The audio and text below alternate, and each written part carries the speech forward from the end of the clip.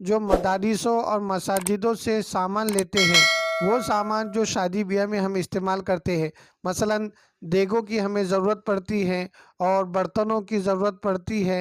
ये तमाम चीज़ें जो खाने पकाने के वास्ते शादी ब्याह में इस्तेमाल करते हैं, जब हम लेकर जाते हैं तो पहला ऑप्शन ये है कि उसकी सफाई सुथराई नहीं करके देते।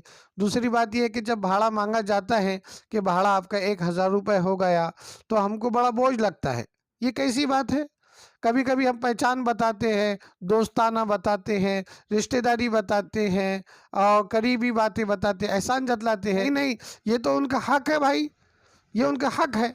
हमें चाहिए कि ऐसी मदद नहीं करते तो ये बहाने से तो हम मदद करें, पूरे पूरे पैसे दे। अगर चाहे आपने एक चम्मच भी मदरसे का, मस्जिद का अपने इस्तेमाल के वास्ते लेकर गए थे, उसका अगर चाहे 10 रुपये भाड़ा भी है तो वो 10 रुपये भाड़ा बखुशी दे। वैसी मदद तो हम कर नहीं सकते, कम से कम ऐसी